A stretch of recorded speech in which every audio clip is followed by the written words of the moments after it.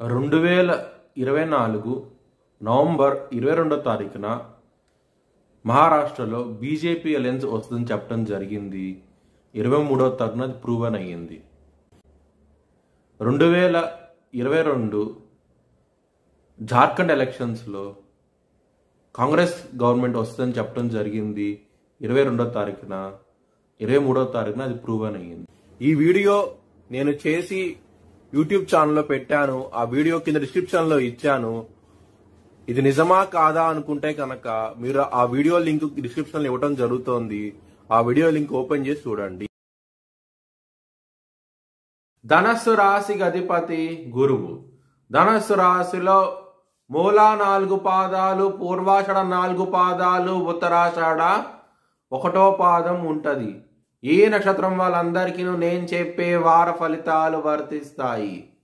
ఈ వారంలో లగ్నాధిపతి అయిన గురువు 6వ స్థానంలో ఉన్నారు. దాని మూలంగా మీకు హెల్త్ పరంగా ఇబ్బంది పడే అవకాశం ఎక్కువగా ఉన్నది. గ్యాస్ట్రిక్ సమస్యలు ఎక్కువయ్యే అవకాశం ఎక్కువగా ఉన్నది. దక్షిణామూర్తి స్తోత్రపారణం చేసుకోండి, మంచి ఫలితాలంటూ ఉంటాయి. సప్తమ స్థానం అధిపతి అయిన బుధుడు 12వ స్థానంలో ఉన్నారు. మ్యారేజ్ పరంగా మాత్రం చాలా ఇబ్బందికరంగా ఉంటుంది. గొడవలు అయ్యే అవకాశాలు ఎక్కువగా ఉన్నాయి. 2వ స్థానం అధిపతి అయిన శని 3వ స్థానంలో ఉన్నారు.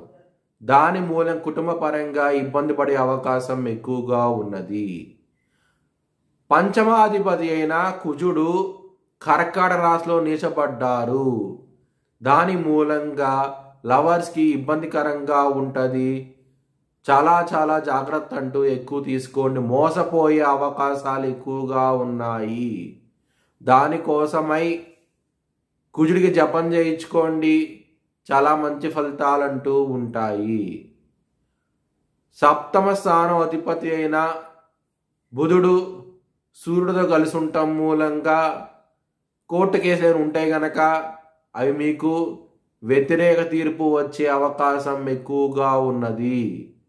చాలా జాగ్రత్తగా ఉండండి. శత్రువులతో జాగ్రత్తగా ఉండండి. గొడవలు అయ్యే అవకాశాలు ఎక్కువగా ఉన్నాయి. మీ భవిష్యత్ వివరాల కోసమై హెచ్ఎల్ఎన్ జ్యోతిష్యాలను సంప్రదించండి.